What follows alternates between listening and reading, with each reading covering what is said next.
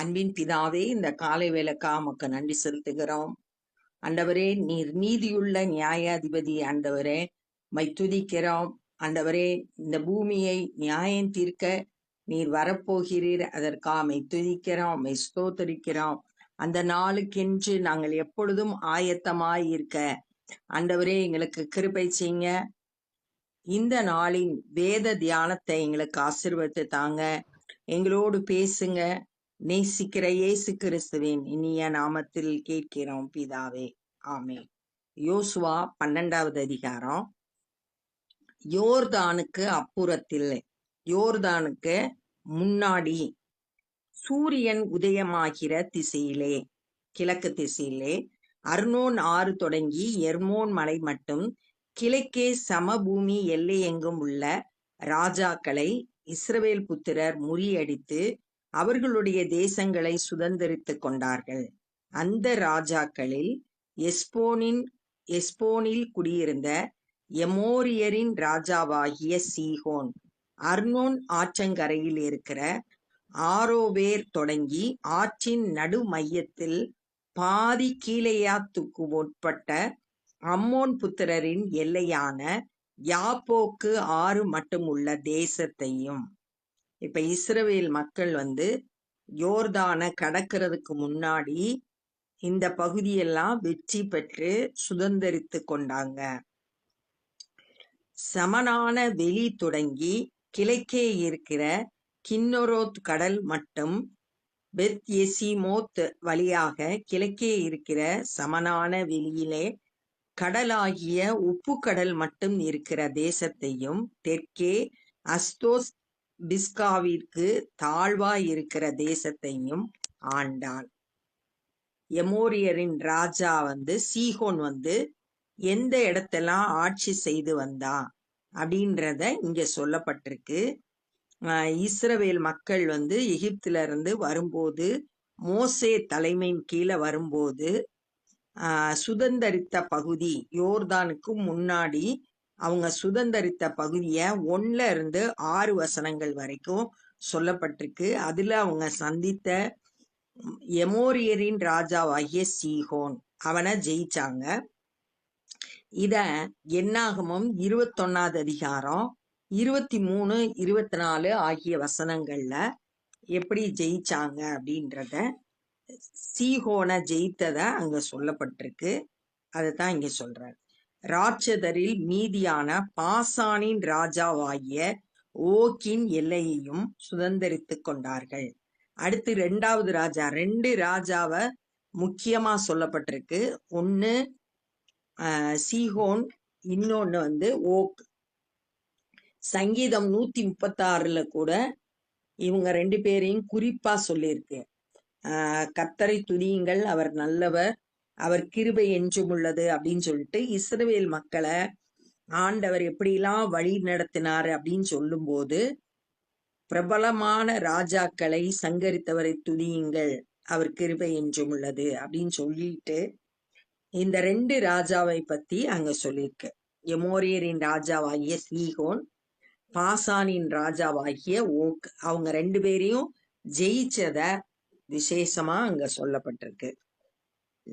இந்த பாசானின் ராஜாவாகிய ஓக்க எல்லையை சுதந்தரித்தார்கள். இது என்னாகமம் 21வது அதிகாரம் 33ல இருந்து 35 வரைக்கும் உள்ள வசனங்கள்ல இஸ்ரவேல் மக்கள் ஓக் என்ற ராஜாவை ஜெயிச்சத அங்க நம்ம பாக்குறோம். இந்த அதிகாரம் முழுசும் இஸ்ரவேல் மக்கள் எந்த ராஜாவெல்லாம் ஜெயிச்சாங்க, அந்த தேசத்தெல்லாம் சுதந்தரித்தாங்க அப்படின்றத சொல்லியிருக்கு.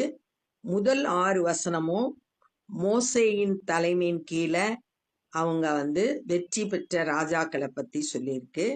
7ல இருந்து 24 வரைக்கும் யோசுவாவின் தலைமையின் கீழ் இஸ்ரவேல் மக்கள் ஜெயிச்ச ராஜாவை குறித்து சொல்லப்பட்டிருக்கு. எர்மோன் மலையையும் சல்காவையும் கெசூரியர் மாகாத்தியர் எல்லை மட்டும் எஸ்போனின் ராஜாவாகிய சீகோனின் எல்லையாய் இருந்த பாதி கீலேயாத் மட்டும் இருக்கும் பாசான் அனைத்தையும் ஆண்டான். அந்த ஓக்குன்ற ராஜாவோட எல்லை என்ன அப்படின்றத இங்க பார்க்கிறோம். அவர்களை கர்த்தரின் தாசனாகிய மோசேயும் இஸ்ரவேல் புத்திரரும் முறியடித்தார்கள். இந்த 2 ராஜாக்களையும் இஸ்ரவேல் புத்திரர் முறியடித்தாங்க. அந்த தேசத்தை கர்த்தரின் தாசனாகிய மோசே ரூபனியருக்கும் காத்தியருக்கும் மனாசேயின் பாதி கோத்திரத்திற்கும் சுதந்திரமாக கொடுத்தார். மோசே ரூபன் கோத்திரம், காத்து கோத்திரம், மனாசேயில பாதி கோத்திரம், இவங்களுக்கு இந்த பகுதிய யோர்தான கடக்கிறதுக்கு முன்னாடி இருக்க பகுதிய சுதந்திரமாக மோசே மூலம் கொடுக்கப்பட்டது. என்னாகமம் 32வது அதிகாரம் 33வது வசனத்துல நம்ம இத வாசிக்கலாம். யோர்தானுக்கு இப்புறத்திலே, இப்ப யோர்தான கடந்துட்டாங்க, யோசுவாவோட தலைமையின் கீழே போறாங்க. மேற்கே லீபனோனின் பள்ளத்தாக்கில் உள்ள பாகால் காத்து முதற்கொண்டு சேயிருக்கு ஏறி போகிற ஆலாக் மலை மட்டும் மலைகளிலும் பள்ளத்தாக்கிலும் சமபூமியிலும் மலைகளுக்கடுத்த புறங்களிலும் வனாந்தரத்திலும் தெற்கு தேசத்திலும் இருக்கிறதும் யோசுவா இஸ்ரவேல் கோத்திரங்களுக்கு சுதந்திரமாக பங்கிட்டதுமான ஏத்தியர், எமோரியர், கானானியர், பெர்சியர், ஏவியர், எபூசியர் என்பவர்களுடைய தேசத்தில் இருந்தவர்களும் யோசுவா இஸ்ரவேல் புத்திரருக்கு முறியடித்தவர்களாம். யோசுவாவும் இஸ்ரவேல் புத்திரரும் முறியடித்தவர்களுமான ராஜாக்கள் யார் எனில், யோசுவா தலைமையின் கீழே இந்த 7 ஜாதியையும் ஜெயிச்சு அவங்களோட தேசத்தெல்லாம் சுதந்திரித்தாங்க. இந்த 7 ஜாதியத்தான் துரத்தணும் அப்படின்னு ஆண்டவர் ஏற்கனவே மோசே கிட்ட சொல்லி இருந்தாரு. உபாகமத்துல அந்த 20வது அதிகாரத்துல 16, 17 ஆகிய வசனங்கள்ல, உபாகமம் 20,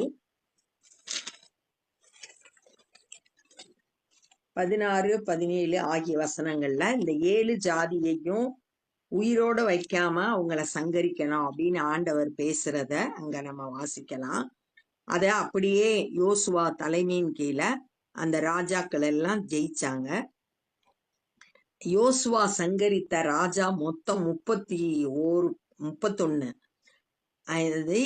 இத நம்ம முந்தின அதிகாரத்துல 10வது அதிகாரத்துல 1வது வசனத்துல இருந்து 11வது அதிகாரம் 2வது வசனம் வரைக்கும் எந்த பகுதி, எந்த ராஜாவெல்லாம் சங்கரித்தாங்க அப்படின்றது சொல்லப்பட்டிருக்கு.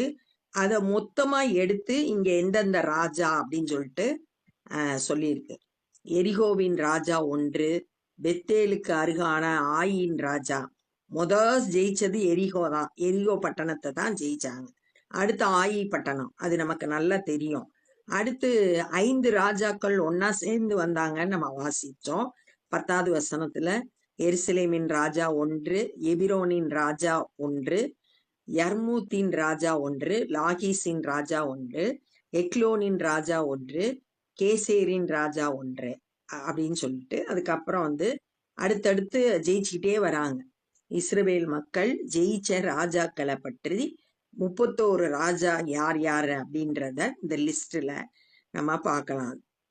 தெபீரின் ராஜா 1, கேதேரின் ராஜா 1, ஒர்மாவின் ராஜா 1, ஆராதின் ராஜா 1, லிப்னாவின் ராஜா 1, அதுலாமின் ராஜா 1, மக்கேதாவின் ராஜா 1, பெத்தேலின் ராஜா 1, தப்புவாவின் ராஜா 1, எப்பேரின் ராஜா 1, ஆப்பெக்கின் ராஜா 1, லசரோவின் ராஜா 1, மாதோனின் ராஜா 1, ஆத்சோரின் ராஜா 1,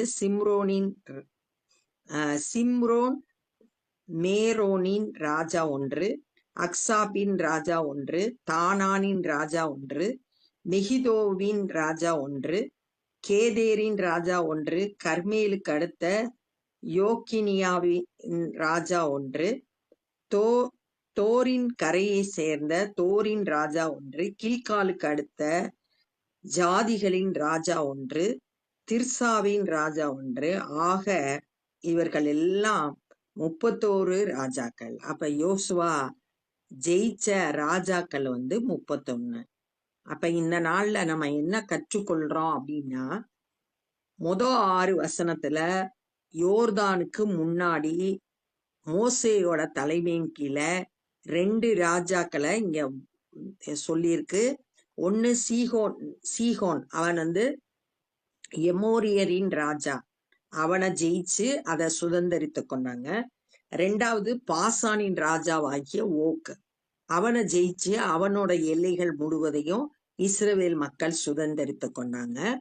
மோசே அந்த 2 ராஜாக்களும் ஜெயிச்சு சுதந்திரித்த இடத்த ரூபன், காத்து, மனாசேயின் பாதி கோத்திரத்தார் இவங்களுக்கு சுதந்திரமாக கொடுத்தார். அதுக்கப்புறம் தான் இவங்க யோர்தானை கடக்குறாங்க. இப்ப யோசுவாவோட தலைமையின் கீழே இஸ்ரவேல் மக்கள் வழி நடத்தப்படுறாங்க. இவங்க சங்கரித்தது 31 ராஜாக்களை சங்கரித்து அந்த 7 ஜாதிகளை துரத்தி அந்த தேசத்தை சுதந்திரமா பெற்றுக்கொண்டு அத யோசுவா பங்கிட்டு கொடுத்தார் அப்படின்றத தியானிச்சோம். இஸ்ரவேல் மக்களுக்கு ஆண்டவர் வாக்கு பண்ணின தேசத்தை சுதந்திரிக்கும்படியா செய்தார். ஆண்டவர் சொன்னதை செய்கிற தேவனா இருக்காரு. உங்களுக்கு இந்த தேசத்தெல்லாம் கொடுப்பேன்னு சொன்னாரு. சொன்ன வார்த்தையின்படியே அவங்க பெற்றுக்கொண்டாங்க. இஸ்ரவேல் மக்கள் எப்படி ஜெயிச்சாங்க அப்படின்றத இந்த நாள்ல தியானித்தோம். அதுக்கு முந்தின அதிகாரத்துல கர்த்தர் அவங்களுக்காக யுத்தம் பண்ணினதை நம்ம வாசித்தோம். அது மாதிரி ஆண்டவர் நமக்கு கொடுத்த வாக்கு தத்தங்களையும் நிறைவேற்ற உண்மை உள்ளவரா இருக்காரு. ஆண்டவர் நம்ம நம்பணும், அவருடைய வாக்கு தத்தத்தை விசுவாசிக்கணும், ஆண்டவர் பேசுகிற சத்தத்தை ஒவ்வொரு நாளும் கேட்கணும். கேட்டு அதை விசுவாசிக்கும் போது அந்த வார்த்தை அப்படியே நம்மளுடைய வாழ்க்கையிலையும் அற்புதங்களை செய்யும். நமக்காக யாவையும் செய்து முடிக்கிற கர்த்தர், நமக்காக யுத்தம் பண்ணி நம்மளை வெற்றி சிறக்க பண்ணுகிறவர் அவர்தான். எல்லா இடங்கள்லையும் நம்மளை வெற்றி சிறக்க பண்ணுவாரு. நம்ம அவருடைய கரத்துல அடங்கி இருக்க நம்மளை ஒப்பு கொடுப்போம். இப்போ நம்ம ஜெபம் பண்ண போறோம். அன்பின் பிதாவே, இந்த நாள்ல கூட இஸ்ரவேல் மக்கள் ஆண்டவரே பெற்ற வெற்றியை தியானிக்க நீங்க கொடுத்த கிருபைக்கா உமக்கு நன்றி செலுத்துகிறோம். நீர் கொடுத்த வாக்கு தத்தத்தை அப்படியே நிறைவேற்றினீர். நீர் உண்மையுள்ள தேவன் ஆண்டவரே. எங்களுடைய வாழ்க்கையிலும் கூட ஆண்டவரே அப்பா, நாங்களும் கூட உம்மிடத்திலிருந்து வார்த்தைகளை பெற்றுக்கொண்டு அதை விசுவாசித்து அற்புதங்களை ஒவ்வொரு நாளும் பெற்றுக்கொள்ள ஏசப்பா எங்களுக்கு உதவி செய்யுங்க. எங்க ஒவ்வொருவரையும் தொட்ட ஆசீர்வதிங்க. எல்லா சோர்வுகளையும் எடுத்து போடுங்க. எங்களை வெற்றி சிறக்க பண்ணுகிற தேவன் நீர். எங்களோடு கூட இருக்கிறேன். நீர் பெரியவர், எங்களுக்காய் யுத்தம் பண்ணுகிற தேவன், பெரிய காரியங்களை செய்கிறவர். உம்முடைய கரத்துல எங்களுடைய பிரச்சனைகள், எங்களுடைய கவலைகள் எல்லாவற்றையும் ஒப்பு கொடுக்கிறோம். நீங்க எல்லாவற்றையும் பார்த்து கொள்ளுங்க ஆண்டவரே. இந்த நாள்ல சுவிசேஷ பணியை செய்கிற ஒவ்வொருவரையும் உடைய கரத்துல கொடுக்கிறோம். உம்முடைய வல்லமையினால் நிரப்பி பயன்படுத்துங்க. சத்தியத்தை அநேகர் அறிந்து ரட்சிப்பை சுதந்திரித்து கொள்ள கிருபை செய்யுங்க. நாங்களும் உம்முடைய ராஜ்ய பணியிலே எங்களால் இயன்றதை செய்ய எங்களை ஒப்பு கொடுக்கிறோம். நேசிக்கிற இயேசு கிறிஸ்துவின் இனிய நாமத்தில் கேட்கிறோம் பிதாவே, ஆமே. என் ஆத்துமாவே கர்த்தரை ஸ்தோத்திரி, என் முழு உள்ளமே பரிசுத்த நாமத்தை ஸ்தோத்திரி. என் ஆத்துமாவே கர்த்தரை ஸ்தோத்திரி, கர்த்தர் செய்த சகல உபகாரங்களை மறவாதே. ஆமே. God bless you.